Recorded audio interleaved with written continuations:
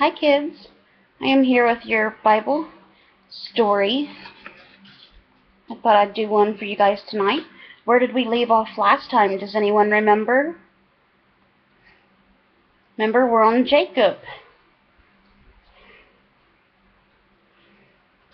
We left off where Jacob was going to visit his Laban's, his Uncle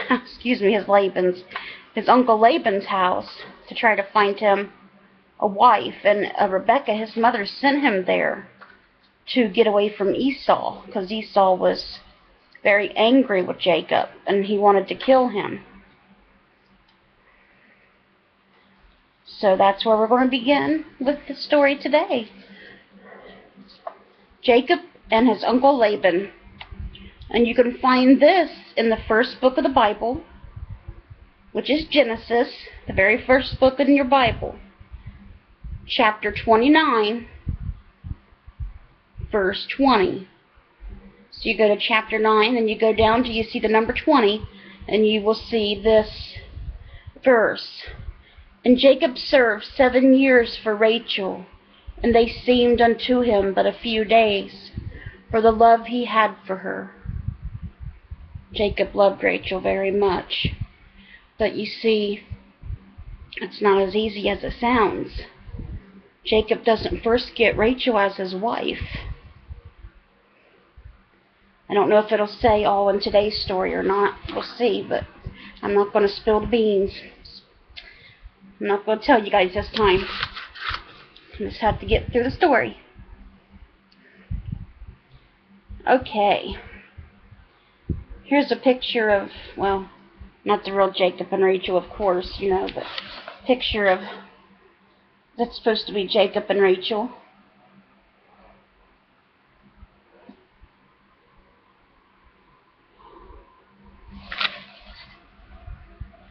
Alright. For days and days after his wonderful dream, Jacob traveled, running away from his brother Esau, who was so angry with Jacob that he wanted to kill him. Finally, the day came when he saw some men in the distance, standing near a well with their sheep. Jacob thought to himself, "Perhaps I am near the place for which I am looking. I will ask these men just exactly where we are." So he called out, "What place are you from?" "From Haran," came the answer. "Do you know a man from Haran named Laban?" asked Jacob. You see, Laban was Jacob's uncle, whom he was coming to visit. "Yes, we know him," they replied. "Look, here comes his daughter Rachel with his sheep." Surely enough, his cousin was walking toward him, leading her father's sheep, for she tended them. This was the time of day that she brought them to drink at the well. Jacob hurried to meet her and rolled away the stone that covered the well. He offered to water her sheep for her, and he told her that he was her kinsman, the son of her father's sister, Rebecca.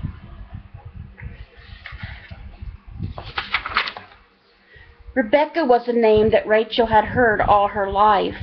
She knew that this was her aunt, who had gone long ago to the land of Canaan to become the wife of Abraham's son Isaac, which is Jacob's dad, you remember.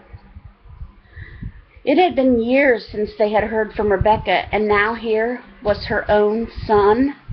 The cousins greeted each other warmly, and then Rachel ran in a great hurry to tell her father that Jacob had come.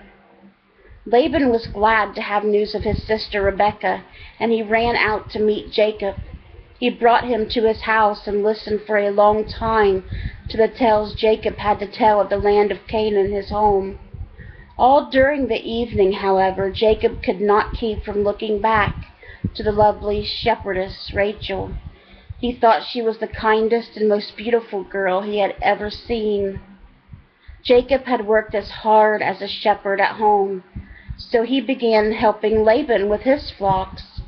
After a month of this, Laban offered to pay him for his work. "What will you have me pay you?" he asked Jacob.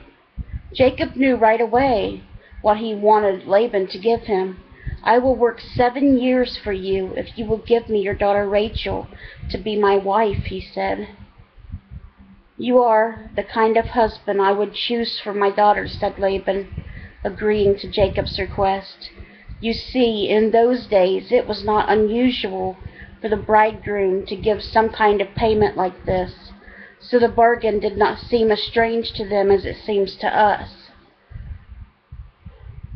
For 7 years Jacob worked to win his lovely Rachel, but he loved her so much that it seemed to him only a few days.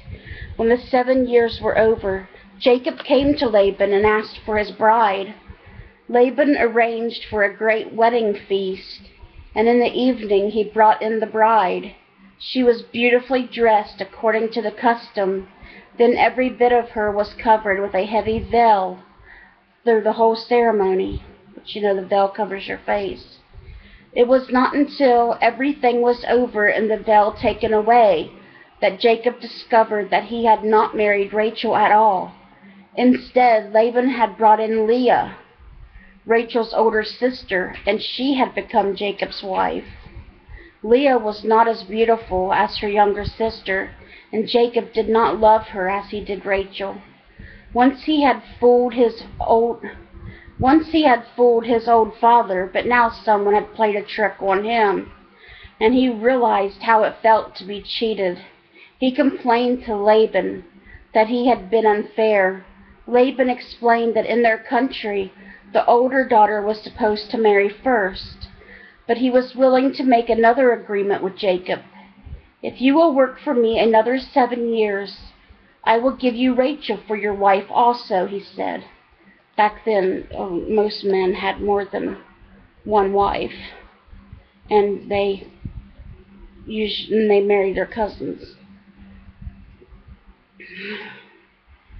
In those days, we know that God allowed men to have more than one wife.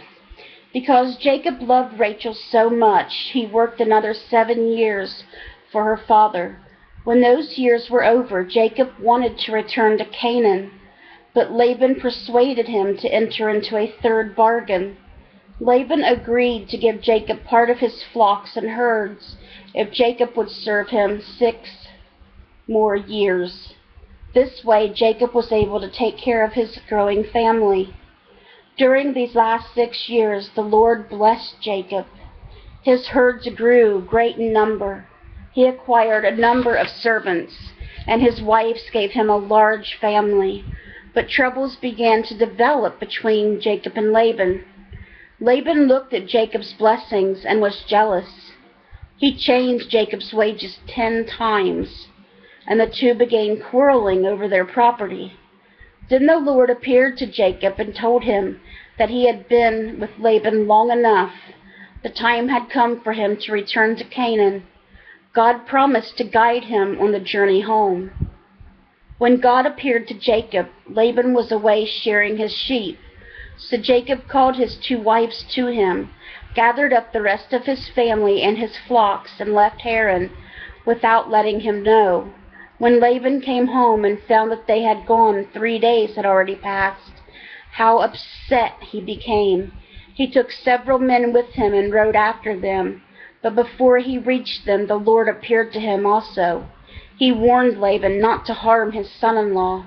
Laban was not so angry with Jacob after this warning. When he found him, the two were able to settle their troubles. The Lord watch over us while we are apart, said Laban, and he kissed his daughters and grandchildren a warm goodbye. Then he turned back toward his home in Haran, and Jacob's family continued once again their journey to the land of Canaan, where they were going to live. And that's where the story stops for today. We'll continue on with the next story. A fight with an angel. Jacob gets in a fight with an angel. You didn't know that, did you? Did some of you know that? And the angel was God. He's fighting with God. God sent him down there. But I'm not going to tell you about it. That'll be for our next story. Did you guys want me to ask you some questions in this story? Do you think that you listened closely enough to the story and that you understood it? to answer some questions. Let's see here. We have 6 questions. Let's see what we can do. Question 1. Whom did Jacob meet at the well? Remember when Jacob first went to when he got to the well, he didn't know if he was at Haran yet, and some men told him that he was. And who did he meet at the well? He rolled away the stone from the well for Rachel. He met Rachel. He rolled the stone away from the well, and watered Rachel's sheep. So he met Rachel at the well. Jacob did. Question 2. How long did Jacob agree to work in order to have Rachel for his bride? Yes, Jacob agreed to work for Laban 7 years. If he worked for Laban 7 years, Laban would let Jacob marry his daughter Rachel, but Laban tricked Jacob, so Jacob ended up working 14 years for Rachel, because he had to work another 7 to get her, after Laban tricked him into marrying Leah. Question 3. Whom did Laban give him to marry after the 7 years? That's right, he tricked Jacob and gave Rachel's sister Leah to Jacob in marriage instead of Rachel, because Leah was the older sister. And by their law in that country, the oldest was supposed to marry first. Question 4. How did he finally get to marry Rachel? Jacob had to work 7 more years for Laban, and then Rachel got to become Jacob's wife as well. Question 5. Why did Jacob decide to leave Haran? Why did Jacob decide to leave? Why did he decide to go back to Canaan? God told Jacob it was time for him to go. He always wanted to go back home, but Laban kept making up excuses, wanting to keep Jacob and his daughters and grandchildren there. But God finally told Jacob it was time for him to go back home to Canaan. So Jacob left. What did Laban do when he found out? Is question 6. Remember, Laban got very angry when he found out 3 days later that Jacob had left and took his daughters, Jacob's wife, and his grandchildren. His wives and grandchildren, and he and some men went after Jacob, but God stopped him along the way and told him, do not hurt Jacob. So Laban did not hurt him when he found him. They parted ways happily. Question 7, the last question. Did they leave each other on friendly terms? And the answer is yes. Laban gave his daughters and grandchildren kisses, and they all wished each other well. And Laban went back to Haran, and Jacob and his family went on to Canaan. And that's where we'll pick up the story again in the next story, when Jacob fights an angel. So I hope you guys enjoyed tonight's story, Jacob and his uncle Laban. It is snowing here in Ohio.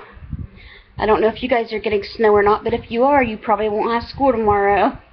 Not if you're here in Ohio. We live in MacArthur, Ohio, so I'm sure Vinton County schools will be closed. If any of you Vinton County kids are watching this, you probably won't have school tomorrow. But I hope you guys enjoyed tonight's story, and I hope to be back with you another story soon, God willing. And let's bring those souls to Jesus, little ones. Good night. God bless.